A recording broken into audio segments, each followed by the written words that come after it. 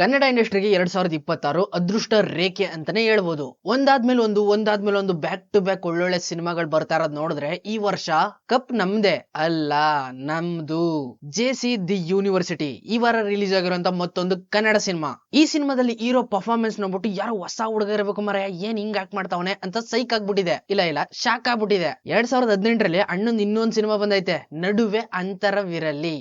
Cinema ನೋಡಿಲ್ಲ ನಾನು. ಈ ಸಿನಿಮಾದಲ್ಲಿ ಅಣ್ಣ ಈ ರೀತಿ ಆಕ್ಟ್ ಮಾಡಿದಾರೆ ಅಂದ್ರೆ ಅಲ್ಲೂ ಸಖತ್ತಾಗಿ ಚೆಚ್ಚಾಕಿರ್ತಾರೆ. ಅದನ್ನ ನೋಡ್ಬಿಡೋಣ. ಈ ಸಿನಿಮಾ ನೋಡ್ತಾ ನನಗೆ 2 ಸಿನಿಮಾಗಳು ನೆನಪಾದ್ವು.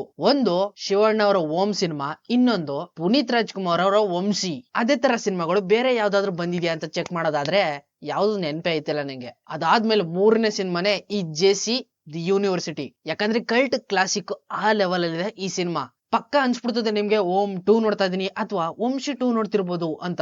ಫೀಲ್ ಎಕ್ಸಾಕ್ಟ್ ಆಗಿ ಅದನ್ನೇ ಬ್ಯಾಲೆನ್ಸ್ ಮಾಡ್ತದೆ. ಚೇತನ್ ಜೈರಾಮ್ ಅವರು ಈ ಸಿನಿಮಾನ ಡೈರೆಕ್ಟ್ ಮಾಡಿದ್ರೆ ಈ ಸಿನಿಮಾನ ಪ್ರೊಡ್ಯೂಸ್ ಮಾಡಿರೋದು ಡಾಲಿ ಧನಂಜಯ.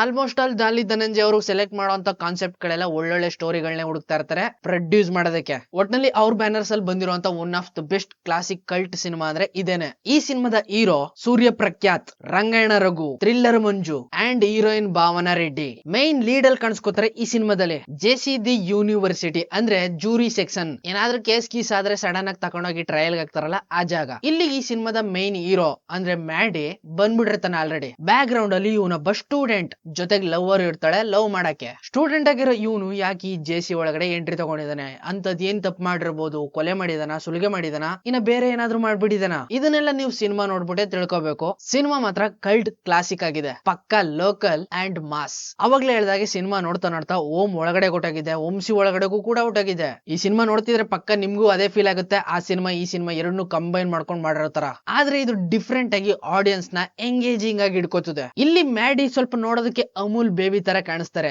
ಅಮೂಲ್ ಪ್ಯಾಕೆಟ್ ನೇ ಕುಡ್ಕೊಂಡು ಅಮೂಲ್ ಬೇಬಿ ತರನೇ ಇರ್ತಾರೆ. ಇವ್ರ ಕಾಲೇಜ್ ಲೈಫ್ ನ ನೋಡ್ತಾ ಇದ್ರೆ ನನಗೆ ಶಿವಣ್ಣ ನೆನಪಾಯ್ತಿದ್ರು ಒಂದ್ ಕಡೆ. ಈ ಕಡೆ ಜೈಲೊಳಗಡೆ ಬಂದು ಎಲ್ಲ ತಲೆ ಮೇಲೆ ಹಾಕೊಂಡ್ಮೇಲೆ ನಿಜವಾಗ್ಲೂ ವಂಶಿ ಅವ್ರು ನೆನಪಾಗ್ಬಿಟ್ರು ನಂಗೆ. ಇದಕ್ಕೆಲ್ಲ ಕಾರಣ ರಾಕಾ ಮತ್ತೆ ಟ್ವಿನ್ಸ್, ಈ ಸಿನಿಮಾದ ಮೇನ್ ವಿಲನ್ಸ್ ಗಳು ಇವರು. ಸಿನಿಮಾದಲ್ಲಿರುವಂತ ಮೇನ್ ವಿಲನ್ ರಾಕ್ ನೋಡ್ತಿದಾಗ್ಲೇನೆ ನೆನಪಾಗ್ಬಿಡ್ತು ನಂಗೆ ಗರುಡ.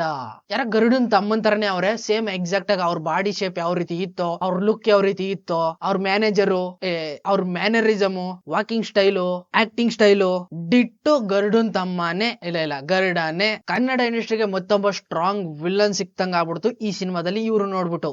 ರಾಕಾ ಇನ್ನ ಥ್ರಿಲ್ಲರ್ ಮಂಜು ಅವ್ರನ್ನ ಬರೀ ಥ್ರಿಲ್ಲಿಂಗ್ ಸೀನ್ ಗಳಿಗೆ ಮಾತ್ರ ಯೂಸ್ ಮಾಡ್ಕೋತಾ ಇದ್ರು, ಇವಾಗ ಸ್ವಲ್ಪ ಎಕ್ಸ್ಟ್ರಾ ಆರ್ಡಿನರಿ ಆಗಿ ಯೂಸ್ ಮಾಡ್ಕೊಂಡಿದ್ದಾರೆ ಈ ಸಿನಿಮಾದಲ್ಲಿ. ಅದು ಕೂಡ ರೌಡಿಸಂಗೆ ಟೀಚರ್ ತರ.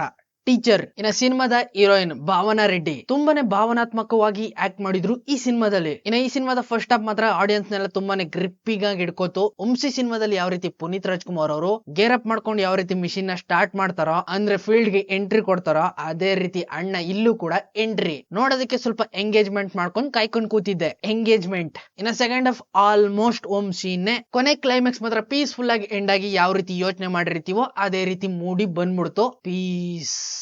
ಒಟ್ನಲ್ಲಿ ಹೇಳ್ಬೇಕಂದ್ರೆ ಈ ಸಿನಿಮಾ ಮತ್ತೊಂದು ಓಂ 2, ಮತ್ತೊಂದು ವಂಶಿ 2. ಈ ಸಿನಿಮಾನ ನೀವು ಫ್ಯಾಮಿಲಿ ಜೊತೆ ಕೂತ್ಕೊಂಡು ಆರಾಮಾಗಿ ನೋಡ್ಬೋದು. ಆದ್ರೆ ಎ ರೇಟೆಡ್. ಈ ಸಿನಿಮಾಗೆ ಎ ರೇಟೆಡ್ ಯಾಕೆ ಕೊಟ್ಟಿದ್ದಾರೆ ಅಂದ್ರೆ ಸ್ವಲ್ಪ ಇಲ್ಲಿಗಲ್ ವಸ್ತುಗಳನ್ನ ಯೂಸ್ ಮಾಡಿದ್ದಾರೆ. ಅಂದ್ರೆ ಜಾಯಿಂಟ್ ಗಳು ಅಂತಾರಲ್ಲ, ಡ್ರಗ್ಸ್, ಈ ರೀತಿ ಮೆಟೀರಿಯಲ್ಸ್ ಗಳನ್ನೆಲ್ಲ ಯೂಸ್ ಮಾಡಿರೋದ್ರಿಂದ ಸ್ವಲ್ಪ ಸಮಾಜದ ಮೇಲೆ ಏನಾದ್ರು ವರ್ತನೆ ಬೀರಬಹುದು ಅಂತ ಇದಕ್ಕೆ ಎ ಸರ್ಟಿಫಿಕೇಟ್ ಕೊಟ್ಬಿಟ್ಟವ್ರೆ. ಏನೇ ಮಾಡಿದ್ರು ಅವ್ರು ಮಾಡೋ ಚಟ ಮಾಡೇ ಮಾಡ್ತಾರೆ. ಒಟ್ನಲ್ಲಿ ಹೇಳ್ಬೇಕಂದ್ರೆ one of the best classic cult cinema of the year. ನನಗೆ ಶಾಕ್ ಆಗ್ಬಿಟ್ಟಿದೆ, ಏನ್ 1 by 1 ಈ ರೀತಿ ಬ್ಯಾಕ್ ಟು ಬ್ಯಾಕ್ ಒಳ್ಳೊಳ್ಳೆ ಸಿನಿಮಾಗಳು ಬರ್ತಾ ಇದಾವಲ್ಲ. ಶಾಕ್. ಅಣ್ಣ ಹೇಳ್ದಂಗೆ ನಿಜವಾಗ್ಲೂ ಎಲ್ಲೋ ಹೋಯ್ತೈತೆ ನಮ್ ಕನ್ನಡ ಸಿನಿಮಾ. ಪಕ್ಕ ಇದೇ ರೀತಿ ನಮ್ ಕನ್ನಡ ಇಂಡಸ್ಟ್ರಿ ಬೆಳೀತಾ ಎಲ್ಲಾ ಆಡಿಯನ್ಸ್ ನು ಎಂಟರ್ಟೈನ್ ಮಾಡ್ತಾ ಇರ್ಲಿ ಅಂತ ಬೆಸ್ಟ್ ವಿಶಸ್ ನ ತಿಳಿಸ್ಬಿಡೋಣ. ಸಿಗ್ತೀನಿ ಮುಂದಿನ ವಿಡಿಯೋದಲ್ಲಿ. ಅಲ್ಲಿವರೆಗೂ ಕಾಯ್ತಾರೆ. Keep watching. ಬಾಯ್ ಬಾಯ್.